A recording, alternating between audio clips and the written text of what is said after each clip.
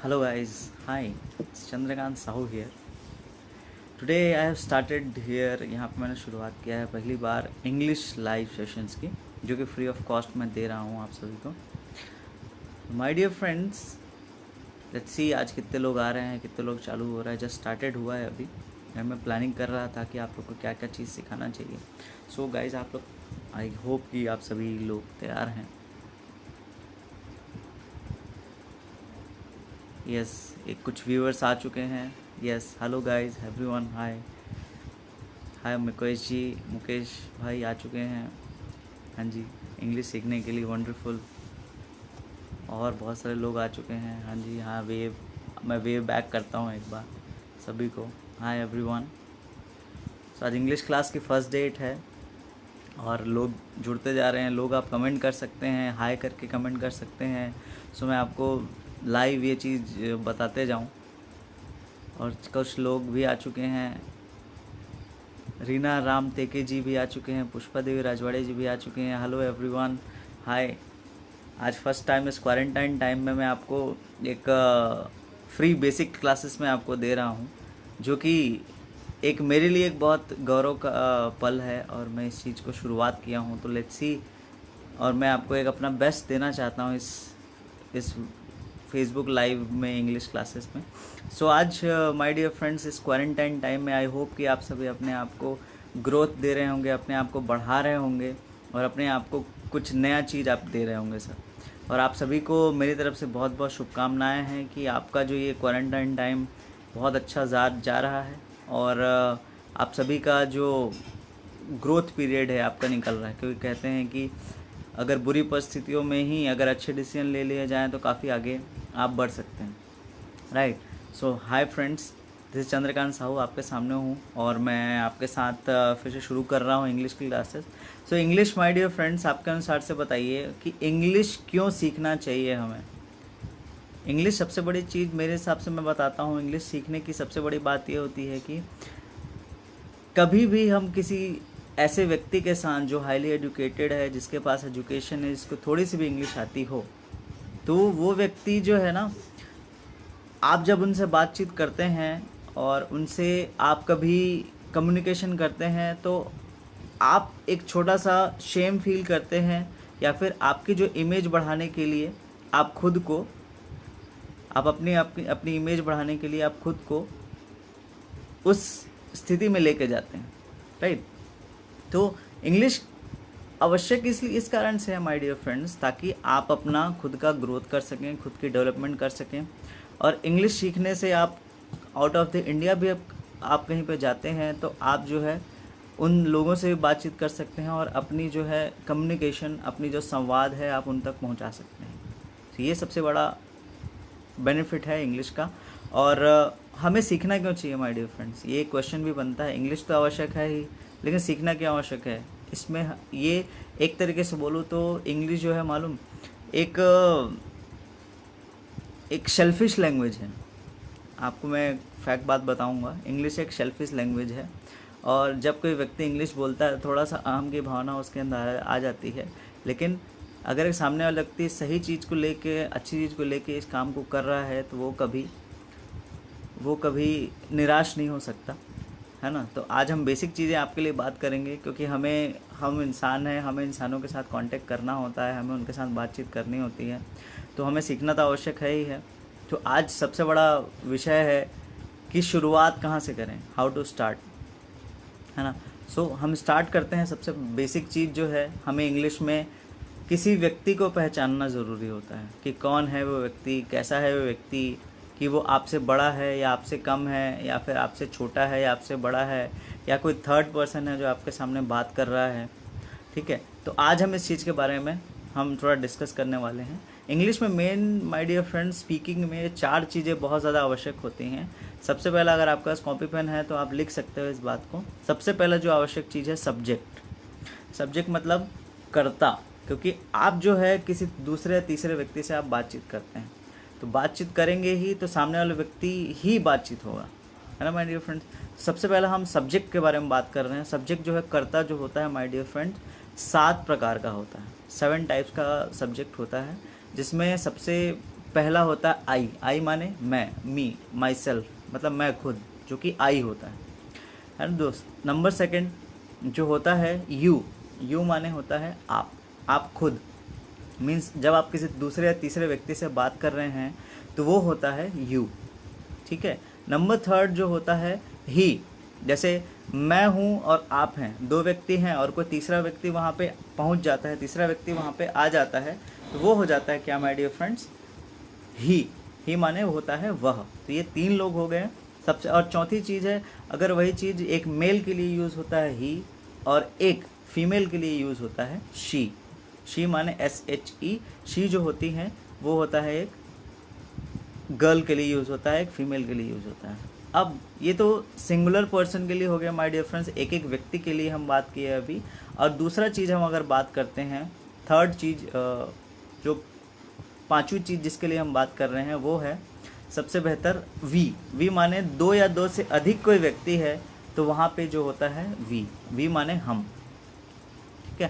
तो ये करीब 5 लोग हो गए, 5 हो गया। छठा जो होता है दे माने वे। मान के चलो आप एक यहाँ पे खड़े हैं और आप किसी दूसरी जगह पे देखना चाह रहे हो और बीच में एक दीवार है, तो उस दीवार को पार करके अगर वहाँ पे कुछ 3 या 4 लोग वहाँ पे बैठे हुए हैं तो वो उनको हम कहेंगे वे, राइट। तो वहाँ पे करीब करीब इतने सारे लोग आ जाते हैं। और ये 6 करता हो गया। और सबसे 7वां चीज़, जैसे कोई एक मान के चलिए एक पेन है माय डियर फ्रेंड्स, आपके सामने एक पेन है, तो ये एक निर्जीव वस्तु है। तो एक निर्जीव वस्तु को देखने के लिए, निर्जीव वस्तु के लिए सबसे बेहतरीन चीज़ जो होती है वो होती है क्या, इट माने यह, ठीक है माय डियर फ्रेंड्स। तो कोई भी निर्जीव वस्तु, जैसे कोई एक आपके पास डायरी हो गई, ठीक है, आपके पास कोई डायरी हो गई, आपके पास कोई पेन हो गया, आपके पास कोई सोफ़ा हो गया, आपके पास कोई चेयर हो गया, आपके पास कोई विंडो हो गई, आपके पास कोई पेन या फिर डायरी या फिर आपके पास कोई भी टेबल कुर्सी, जो भी चीज़ आपके आसपास हैं उसको हम इट के नाम से बात करते हैं। इट के नाम से हम इसको संबोधन करते हैं दोस्तों, है ना। तो ये जो होते हैं मेन 7 सब्जेक्ट्स होते हैं, ठीक है। इट का जो स्थान होता है वो कोई भी व्यक्ति का नाम ले लेता है। जैसे मेरा नाम चंद्रकांत है तो मैं इट में भी आऊँगा, ठीक है। सेकंड में, और मान के चलिए किसी का नाम रमेश है तो वो भी वहाँ पे आता है। मान के चलिए किसी का नाम राकेश है तो वो भी वहाँ पे आता है। मान के चलिए किसी का नाम सीता, गीता, रमेश, हनुमान, रामायण, राम, ये सब चीज़ें जो होती हैं इट में आती हैं हमारे डियर फ्रेंड्स, ठीक है। तो 6 से 7 चीज़ें जो होती हैं वो 7 सब्जेक्ट्स होते हैं। तो मैं एक बार फिर से रिपीट करता हूँ इन 7 सब्जेक्ट्स को। सबसे पहला जो है आई माने मैं, नंबर 1 आई माने मैं होता है। सेकंड इज़ यू माने होता है तुम या आप, ठीक है। थर्ड थिंग जो होता है सर, थर्ड थिंग जो आवश्यक है वो है ही माने किसी लड़के के लिए, किसी मेल के लिए हम यूज़ करते हैं ही। नंबर 4 जो होता है वो होता है शी, किसी लड़की के लिए, किसी फीमेल के लिए यूज़ करते हैं, वो क्या होता है आपका शी। उसके बाद 5वां जो होता है माय डियर फ्रेंड, 5वां होता है वी माने जो होते हैं हम, मतलब अगर एक से अधिक कोई व्यक्ति है, एक से अधिक कोई आदमी है, मतलब 2 या 2 से अधिक के व्यक्ति अगर साथ में बैठे हैं या फिर साथ में बातचीत कर रहे हैं तो वो होते हैं आपके किस में, वो आते हैं आपके वी में। और नंबर 6 जो होता है दे, अगर कोई दीवार पार करके अगर वहाँ पे कुछ लोग बैठे हैं, ग्रुप में बैठे हुए हैं, तो वो आता है आपका दे में। तो ये होते हैं माय डियर फ्रेंड 6। और 7वां होता है इट माने यह होता है माय डियर फ्रेंड्स, ठीक है। तो ये होते हैं 7 सब्जेक्ट। और ये इट का जगह पे आपका कोई भी नाम ले सकते हैं, नेम यहाँ पे यूज़ हो सकता है, राइट माय डियर फ्रेंड्स। तो ये होते हैं सब्जेक्ट्स। तो आपको सब्जेक्ट्स आई होप कि समझ में आया हो। सेकंड होता है my dear friends helping verb, means ऐसे वर्ब, ऐसे क्रियाएं जो आपको वाक्य बनाने में, सेंटेंस बनाने में मदद करती हैं माय डियर फ्रेंड्स। तो ये होते हैं helping verb my dear friends. तो हेल्पिंग वर्ब के बारे में हम बातचीत करेंगे अब।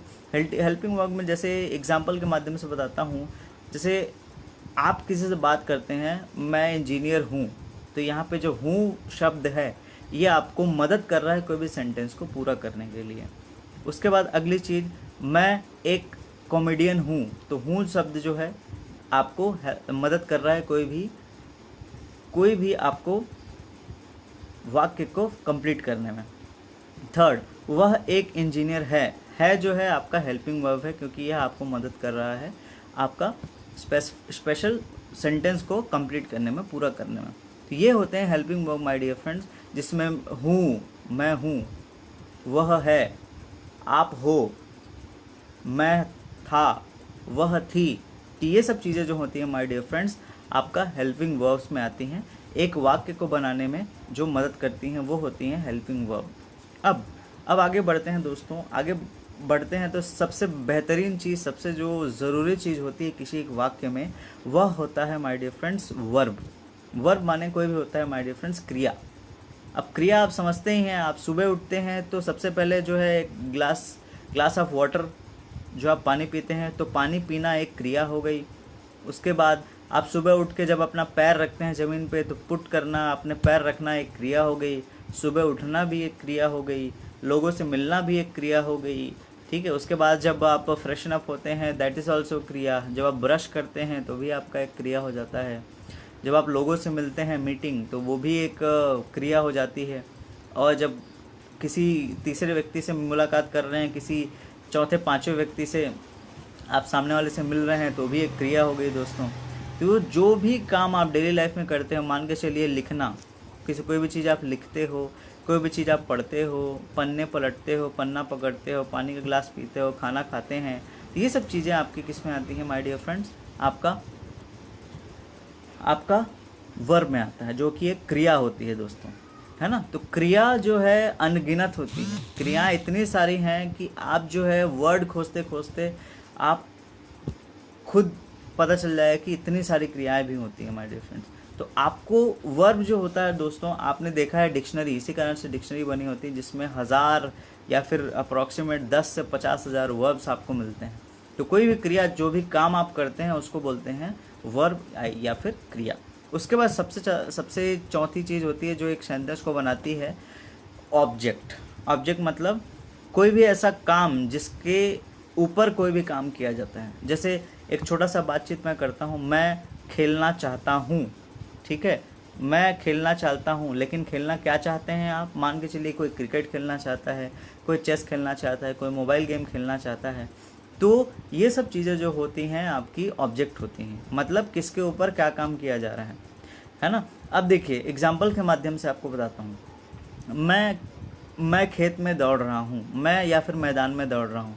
तो आप दौड़ रहे हैं, ये क्रिया हो गई, और आप मैदान पे दौड़ रहे हैं, तो ये हो गया आपका ऑब्जेक्ट माय डियर फ्रेंड्स, है ना।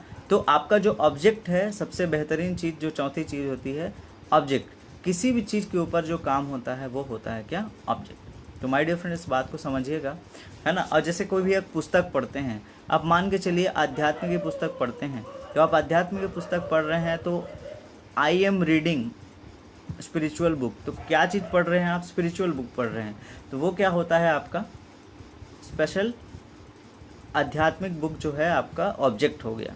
तो हमने मेजर चीज़ें, अगर कोई भी काम के ऊपर, किसी भी ऑब्जेक्ट के ऊपर, या फिर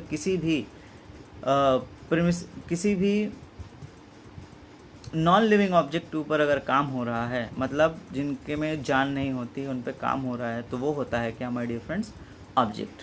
तो आपको इस बात को ध्यान रखना है। तो बेसिक 4 चीज़ें हमने जानी। सबसे पहला होता है सब्जेक्ट, जो होता है सब्जेक्ट मैंने बताया आपको। सब्जेक्ट जो होता है 7 प्रकार का होता है।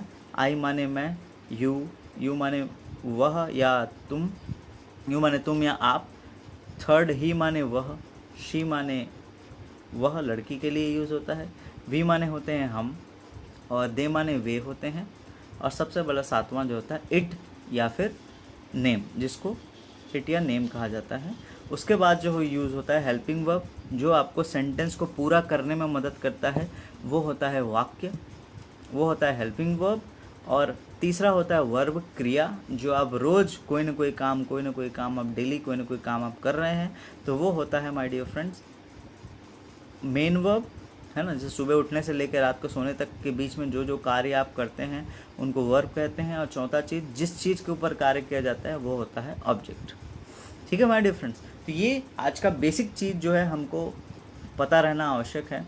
आप इस चीज़ को आप खुद भी लिख सकते हैं, खुद भी इस चीज़ को राइट डाउन कर सकते हैं, इन 4 चीज़ों को, क्योंकि इन्हीं चारों चीज़ों के माध्यम से हम कोई भी काम को कर सकते हैं, कोई भी सेंटेंस को बना सकते हैं, कोई भी कम्युनिकेशन के साथ में हम बातचीत कर सकते हैं। किसी के साथ भी कम्युनिकेशन इन्हीं चार चीज़ों पे डिपेंड करता है पूरा का पूरा। बाकी और जो इंग्लिश के पार्ट्स हैं वो सब इन चारों के बीच में डले जाते हैं। ठीक है, अब मैं एक सबसे बेहतरीन चीज़ आपको बताने वाला हूँ अभी, जो कि हमें बहुत ज़्यादा आवश्यक पड़ती है आने वाले समय के अंदर, बहुत ही ज़्यादा आवश्यक होती है। कि देखिए माय डियर फ्रेंड्स, कोई भी एक प्रोफेशन है, कोई भी एक कार्य करने वाला व्यक्ति है, कोई भी काम करने वाला व्यक्ति है, अगर वो स्टेज पे जाता है या कहीं पे भी किसी से भी बातचीत कर रहा है, तो उसको सबसे ज़्यादा आवश्यक होती है अपने बारे में बताने के बारे में आवश्यक होता है, जिसे हम कहते हैं इंट्रोडक्शन। ठीक है, इंट्रोडक्शन किस तरीके से देना है माय डियर फ्रेंड्स, इसके बारे में मैं आपको बताता हूँ। इंट्रोडक्शन जो होता है माय डियर फ्रेंड्स, इंट्रोडक्शन में सबसे पहले चीज़ आपको सिर्फ और सिर्फ अपने बारे में बात करना है, किसी दूसरी चीज़ों के बारे में बात नहीं करना है। ठीक है, सिर्फ और सिर्फ आपको अपने बारे में बात करना है।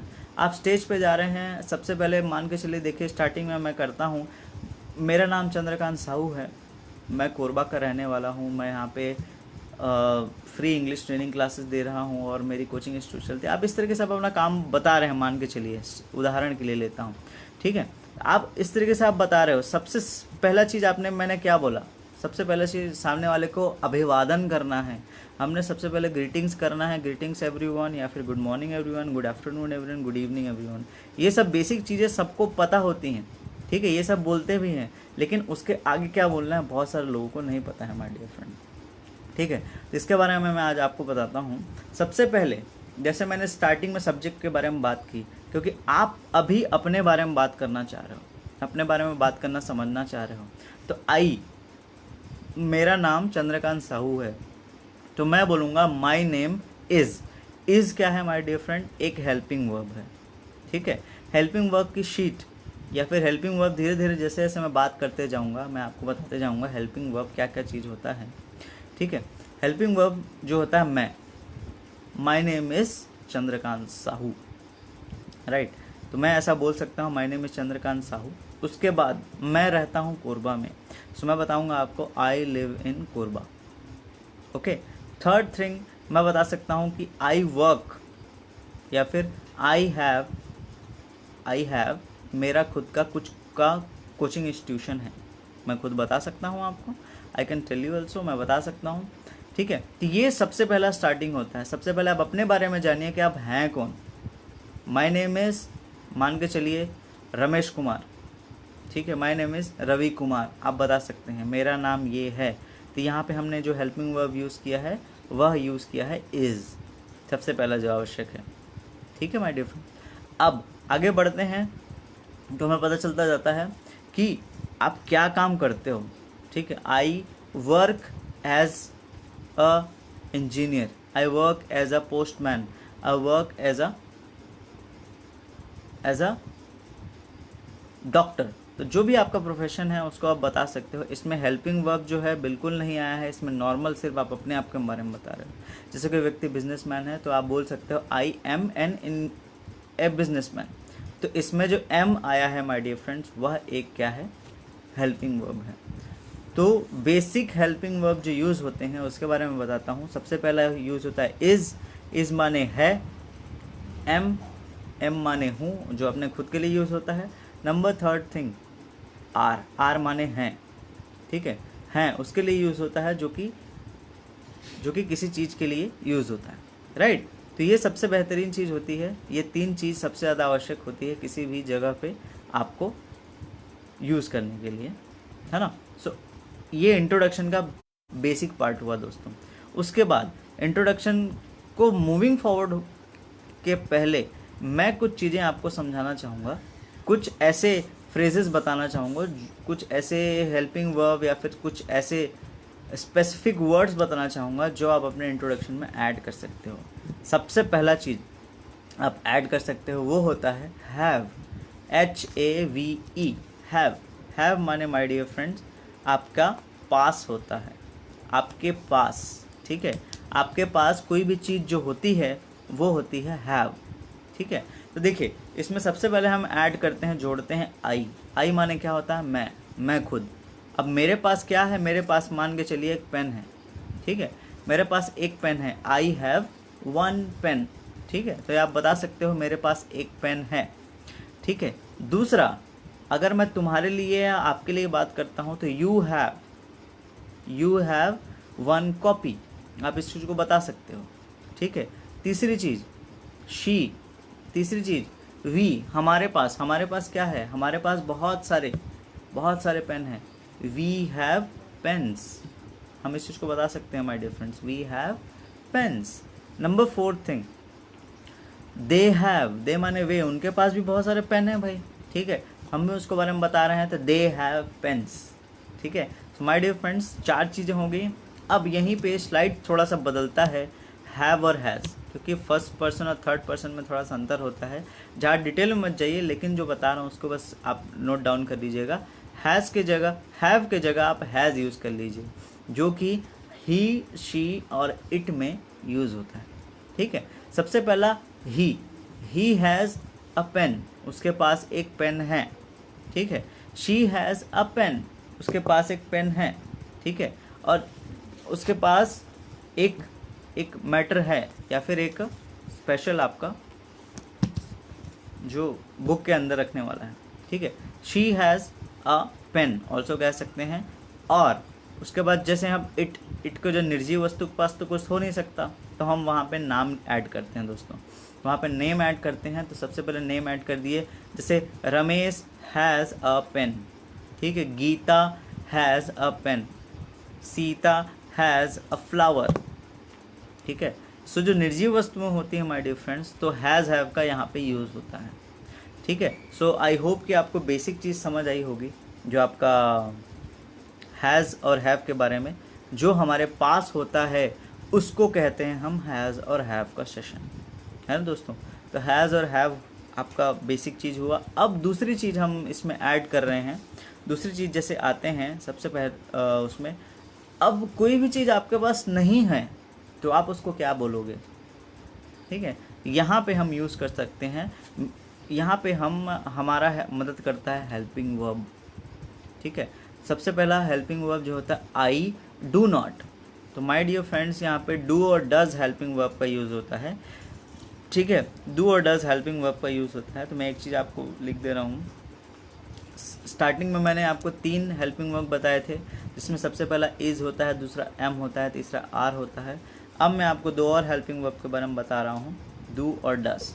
डू और डस सबसे ज़्यादा आवश्यक है, सबसे ज़्यादा बहुत ज़्यादा आवश्यक होता है डू और डस का, जो कि हम कहीं पे भी यूज़ कर सकते हैं, ठीक है। हमारे पास कोई भी चीज़ नहीं है तो सो दैट इज़ सबसे बेहतरीन चीज़ होती है, I do not have a pen, I do not have a copy, मेरे पास एक कॉपी नहीं है।